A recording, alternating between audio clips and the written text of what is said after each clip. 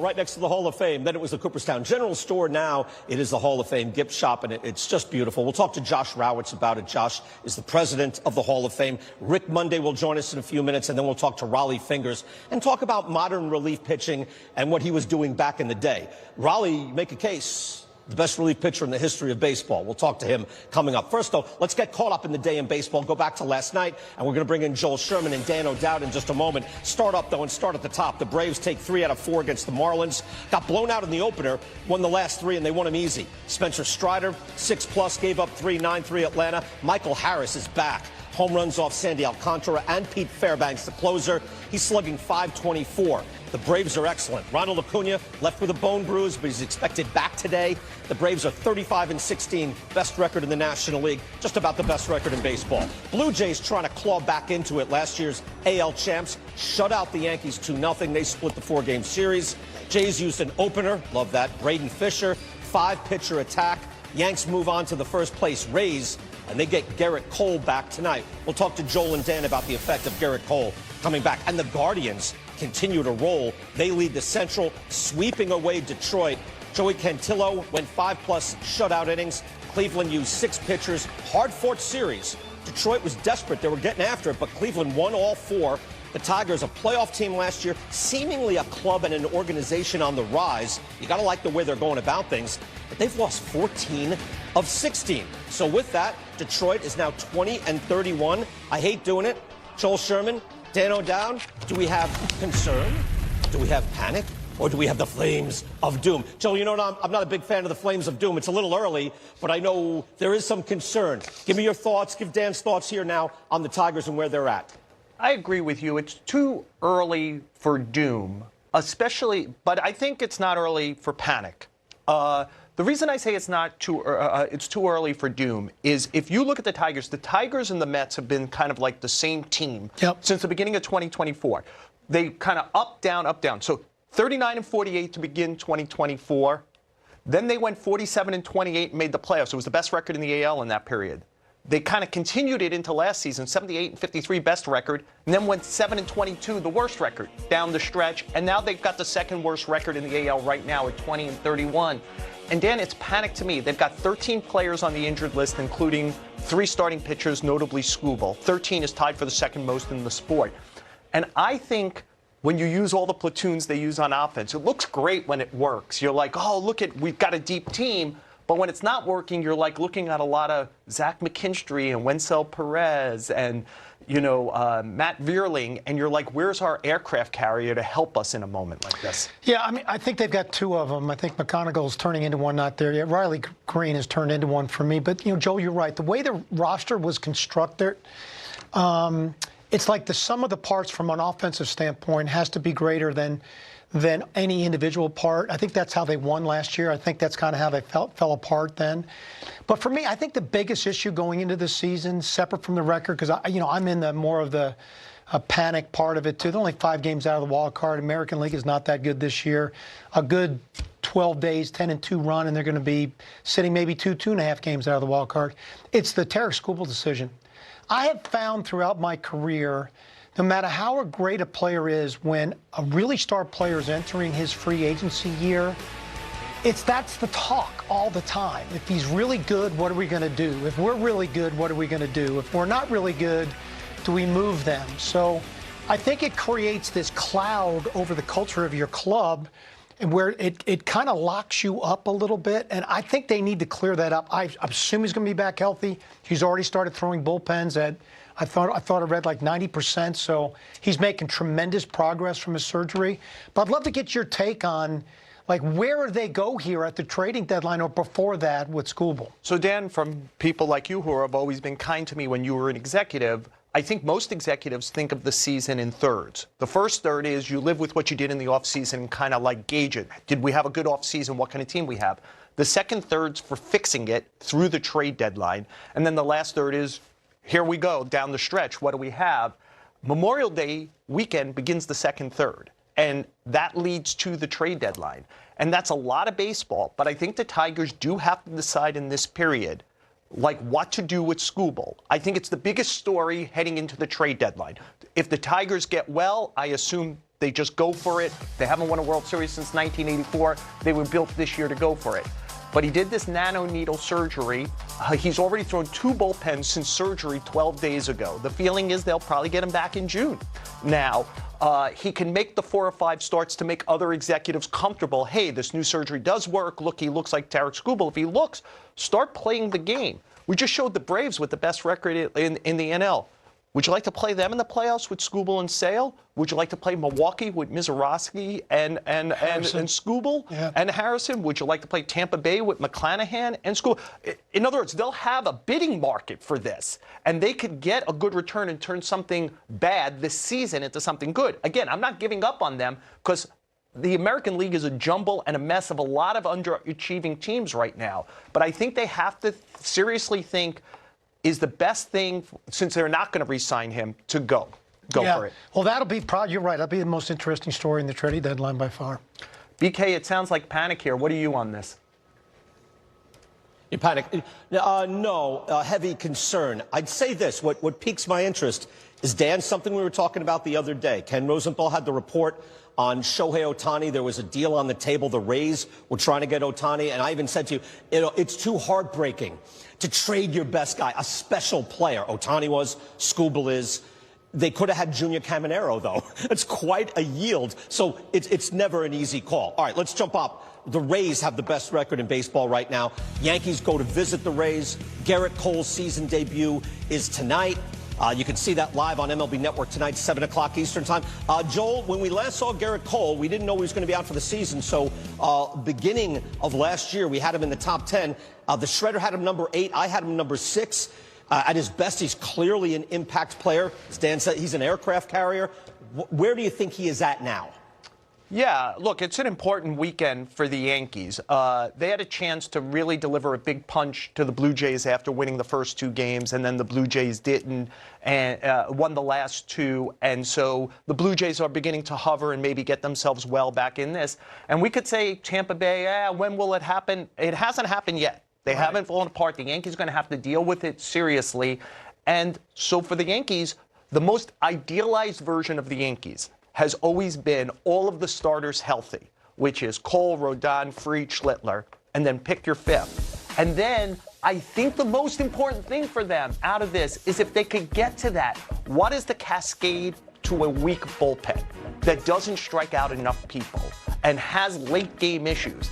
If you get Cole and then ultimately Fried back and Rodon's healthy, you could move someone like Ryan Weathers, lefty power, into the bullpen. They're going to have to watch his innings anyway. He's never pitched more than 100 innings in a season. Carlos Legrand throws over 100. He threw 103 the other day. From the right side, a guy who, at some point, if they think, hey, everybody's healthy here, we could break down a starter into a bullpen guy. I think follow the Corbin Burns model from, 2018 in the Brewers. Mid-June, they turned him into a reliever in the minors. July, they brought him up. 30 great games, got him into the postseason, got him to Game 7 of the NLCS. I think that's the pattern to look at. So what kind of version do you think, in following Garrett's rehab and everything else, are we going to get? I know the most important thing for me is not so much to start tonight, just how he feels waking up tomorrow and if he's healthy. But what version do you feel we're going to be? He's 35 years old now, coming off the first major surgery in his career. So obviously, it's a question that's unanswerable until we do this. I think every variable that could be controlled, I don't know that I've ever in my 4 decades covered someone who thinks about and lives pitching like Garrett Cole. So I'm sure he's been thinking about this, and obviously the Yankees are. They followed the Ohtani method a little bit. Remember last year, Ohtani probably could have pitched from the beginning of the season. They brought him back in June because they know we're going to play games. So they're slow playing this, I think this has been slow played, that his rehab had a lot of days where it was like, hey, I'm working on this, and then a lot of days for today's competition. Go after it, see. And so it was very thoughtful. So where will he be on this? I think everything that could be controlled, because I don't think he has to pitch at peak velocity. I know everybody was tickled by 99 or whatever the other day. That. He's Garrett Cole. He has a war chest of pitches he could throw and a high-level baseball IQ. He can pitch with a little less as long as he has command, which is always the question coming out of Tommy John. How much of that variable can be controlled? So you're looking at more command tonight than velocity and stuff. Just how is he pitching? Is he commanding all 5 of his pitches, basically? BK, what do you think about Cole? Yeah, look, He looked good in the minors. I think he had a slow play back. As you know, a quality arm, just a quality arm. You don't have to be a top 5 pitcher. Makes a huge difference.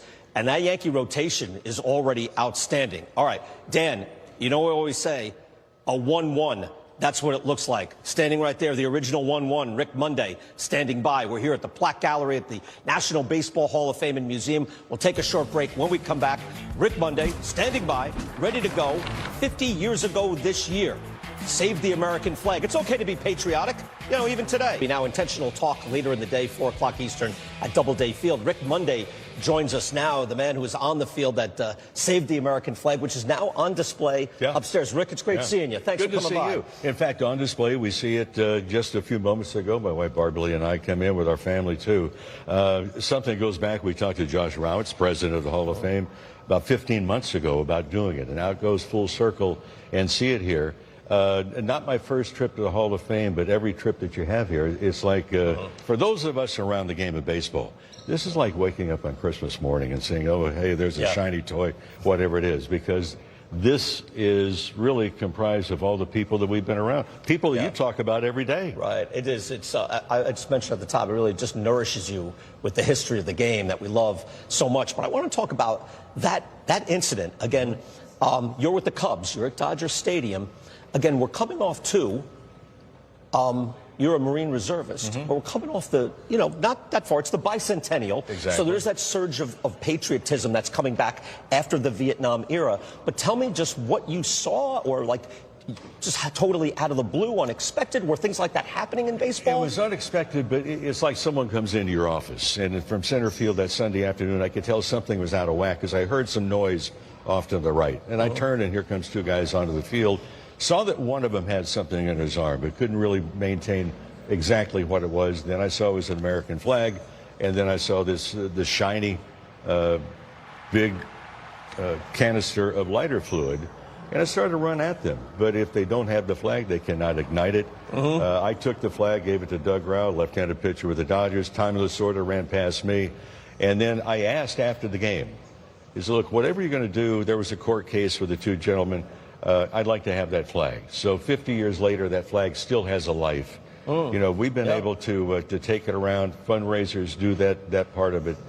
For me, Ryan, I think, too, is that having served in the Marine Corps for 6 years in the reserves, it was the way I was brought up. It's the way I feel at the present time. And it does not take long to do something you think is right. And that Sunday afternoon, I thought it was right. 50 years later, I thought it was right.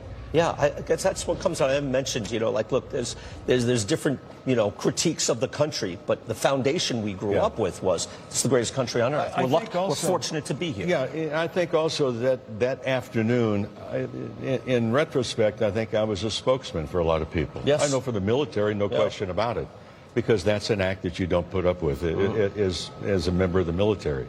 And meeting and talking to some of the people here, not only the military, but also their families. And this event took place not that long, as you mentioned, not that long after the Vietnam era, that I was part of the Marine Corps at that particular time. So it's gone full circle. I'm proud of the fact that I happened to be close enough to do something about it that day. And you did, and you acted. But it's something that I don't know anyone that would not have done the same thing had they been geographically the same place that I am. You were the guy, and you did it. Where was the flag before? Like, did you have it for a while? We had it for a while. We took it. My wife took it across country with a fundraiser with the Patriot Guard Riders a number of years ago. Okay. And since that time, we've had it in and out of safe deposit box and trying to protect it. The nice thing for me is that 50 years later, it still has a life. Yeah. And again, that Sunday afternoon, I feel I was a spokesman, and that flag still speaks. Right. It's a reminder, something to fight for. It reminds us a lot of things because, it's basically material, but it represents the rights and freedoms that we all have, including for us to have a conversation about whatever we want to have a conversation about right now here today. Right. And what we do with those rights and freedoms is up to us. Right. And that Sunday afternoon and seeing the reaction that day and then 50 years later, each and every day, getting letters and what have you. A quick story. Yeah. Walter Reed Army Medical Center one day, my wife and I are there. We have the flag. We're meeting with a young lieutenant. Had been injured just a few days before, and he's on the mend. His wife was there. And he understood that we had brought the flag with us. And he says, do you mind if we get a picture of the flag? And about that time, one of his many injuries began to bleed. And he frantically said to my wife, Barbara, please take the flag. Oh. She said to him, Lieutenant, it's okay if you bleed the flag. He says, no, ma'am, it's not. I will die protecting the rights and freedoms, but I will not bleed on my flag. That's hard to argue with. Right. Outstanding. Just to talk baseball a second. What are your thoughts on where the Dodgers are now? Again, you called Dodger games for a long time. It's always been a class organization, but it's a dominant power right now. And I think the expectations there every day with the organization. You know, you're really close to the game of baseball. To have the organization with the expectations, to have the team with the expectations, because they were driven last year to try and make it back to the World Series. They did, and they won. Which I think the World Series last year should really go into a time capsule. It's outstanding. Absolutely off the charts. So this year, you know, San Diego is putting up a tussle. A game and a half separates those two ball clubs. And then we see Ohtani on Wednesday doing the ball game in San Diego before coming here to Cooperstown. He hits the first pitch of the home run in the day that he's pitching. And I said on the air, so you don't dare take your eyes off of Shohei Ohtani. It's just amazing. And we get amazed each and every day doing the broadcast. Right. Something else I brought up yesterday, because so you're a 1-1, #1 overall pick, and you were the first 1-1. How ready were you for the majors as compared to these kids that come in now? The plate discipline, Rick. There's 3 rookies right now that are like in the top 15 in plate discipline. Day one, they're challenging pitches, you know, the new challenge system, but they're so confident and honed, it just seems like a completely different game for the kids hitting the majors. Which I love the challenge system right now. Yeah, that's good. The way it's going. I think it's also proven how good the umpires are. Yeah, because half of them are going back their way. Absolutely. Yeah, right. It's amazing. But then coming into the big leagues and rush, because if you look at then the Kansas City A's, a young ball club, very talented ball club, but a few years away from being an exceptionally good team. No question about that. But the information highway was not, it wasn't a paved road then. Right. You know, if I wanted to look at a swing, you'd have to take a movie, have it developed, and then I could look at it maybe a couple of days later. Well, now you have the advantage, even in college, even in high school, to be able to have the videotape. I can step out and maybe go look at it in the dugout. I can see it, you know, that day, so it's fresh. So much information you can garner about how you're going to correct something, what's available to you, what the tendencies are of the guys you're going to be facing. So that information highway, it's just totally different. We had Dan O'Dowd, who's on the show today, too, yesterday. He said the ecosystem has never been more connected from the start to the majors where these guys are ready. Anyway, 3rd floor, if you come to the Hall of Fame and Museum, 3rd floor, it's a beautiful display. The flag is up there. And the video is running to tell you the whole story if you're not familiar with the story. And the day that Rick Monday, 50 years ago, went out and grabbed the American flag and made a statement for everybody here. Rick. Good to see you. Thank you so much. Great having you on here, Joe. You're playing tomorrow, right? What season? Over 50 season. Yeah. You're going to play. You're going to get an AB? I don't know about play. I'll be there. You'll be there. No, he's in the lineup, this guy. Rick Monday, a 1-1. Thank you, Rick. Have fun. To see you. Good to see you, too. Good to see your family here and everything else. We'll take a short break. When we come... My job is putting out fires. His career epitomized the emergence of modern-day relief ace. And I just happened to find a home in the bullpen. There's Rollie Fingers back in the day, personally leading the A's to 3 straight World Series titles, MVP, Cy Young Award winner. Rollie is back with us now. Rollie, it's great to see you. Thank you. Nice to be here. See, now, it's funny. First thing I asked you, how hard did you throw, Rollie? Like, I don't even remember. I know you dominated, but everything is velo. This kid throws 102, 99 everywhere. How hard did you throw? When I was with the A's when I was younger, I was throwing right around 93, 94, somewhere in there, maybe 95 on a real good day. And that's a real fastball. Again, you didn't rely on it, but that was a four-seamer. Back in there. That was a four-seamer. You know, it amazes me now. Again, we're going to show some numbers. Again, you had 1,700 innings. You had a 2.90 ERA. But you were averaging 113, 114 innings a season. What is it like to watch these guys now who are just much more specialized? Like even Mariano Rivera, you guys are the all-time greats, and Hoyt Wilhelm is up there too. But you're averaging 111. Mariano's doing 73. It's just a different animal. So what are your thoughts? Like, and look at the ERA. It makes a difference how your run prevention is. What is the best way to use a relief ace? Because there's a guy, Mason Miller, right now, and you wonder, what's the best way to utilize this weapon? Well, you know, he throws so hard. He's got pretty good control, and he's strong. I think all of these guys could probably go 3 or 4 innings. It's just that nowadays, the specialization of the way it is in the bullpen, you've got more guys down there. You've got your guys that come in the 5th innings, 6th innings, 7th inning, and each guy knows his own inning. And it's not that I don't think they can't do it. I'm sure they could easily do it. It's just that's the way the ball game is run right now. Right. Now, Miller, there's talk about he wanted to be a starter. He was a starter. So if you're thinking he can go 5, well, then he can go 3. But it's at a lesser volume, right? It's like you cannot max effort 3 innings at a pop. Like Right. I'm still wrestling with what's the best way, or do you like that certainty of the killer at the end in the 9th? What's I think the best way? you want the killer at the end. The hardest out in baseball is the last one, and you got to find that one guy in your organization who gets that last out, and that's your closer. You know, against the Mets in '73, I think you did 13+ innings. You just used heavily throughout. Where are you on pitcher usage, and how much is too much? And were you straining back then? I mean, look at the innings that you're pitching in 72, 73, 74. Were you gassed reaching back for it, or you're like, nah, I can do this now? No, it didn't bother me that much. I didn't mind going out. I needed a lot of work to stay sharp. I think a lot of guys do. And if I'd lay off for 3 or 4 games, I didn't like that. I liked being I could have gone every other day just to get in to stay sharp. If I laid off for more than 3 or 4 days, I wasn't as sharp. So I needed a lot of work, and so I didn't mind going out and like in those World Series, pitching 12, 13 innings. It didn't bother me at all. You know, you go to Milwaukee, and that's where you got the MVP. That's where you got the Cy Young Award in a shorter season. And suddenly you have this gaudy ERA, right? So it's even better then. That was when things started to turn, when it was becoming more specialized. Like that started to happen from your era, right? I started throwing less innings. We had a pretty good bullpen. We had some guys in the bullpen in Milwaukee that we kind of shared the work.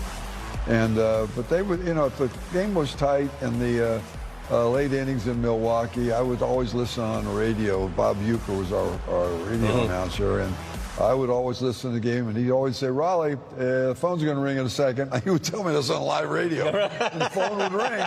So he knew that at the 8th inning, usually the 8th inning, I would be getting a call. Yeah, your ERA that year, 1.04. That still plays. You were in the Army Reserves. This is the military classic that they're going to be played in the Army Reserves, Vietnam era. What was that like, Rollie?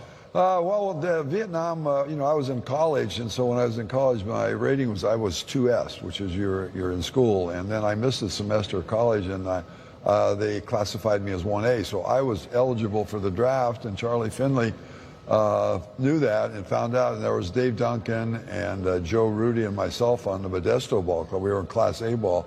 He says, you guys are going to need to get into the armed services, so Dave Duncan and we enlisted in the Army Reserve in '66, and I think Joe Rudy enlisted in the Marine Reserves.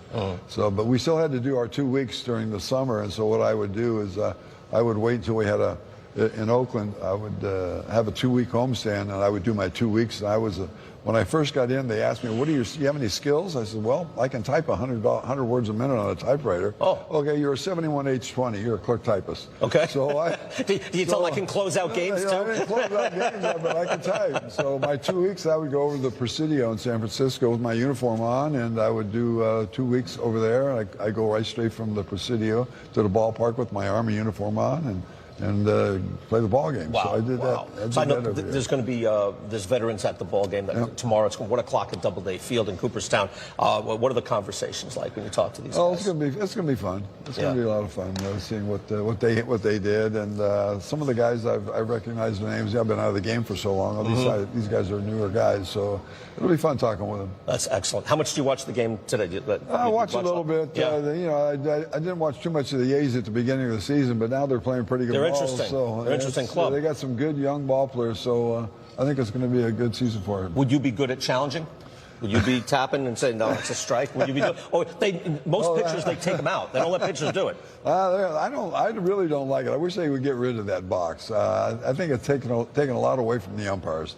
And 2 challenges worked. You get 2. You got to be judicious. You can't just be challenge everything. But you here and there. When I played it, it usually broke you even. You know, an umpire would miss a call. You don't want it. Last thing you want to do is don't upset an umpire. So I never really argue with an umpire. And, you know, I would throw some close, and they were balls. But sometimes I would throw a ball maybe 2 or 3 inches off the plate, and they call a strike. You know, it kind of breaks itself even. You have a good perspective now. You have a good perspective. I don't know if you had a good perspective, but now you're like, oh, it's very calm now, about with it. the technology now, I mean, the ball just barely touches that line, and it's a strike. You know, it's, I think it's fine. It's getting better and better. Rollie, it's a pleasure. All right, thank you. Always good seeing you here. Thank you so much. Have fun out there tomorrow on the field. Will do. Excellent. You're playing, you're coaching. You're coaching? I'm just going to make sure I don't get hit with a line drive. That's all. All right. All right. We'll take a short break.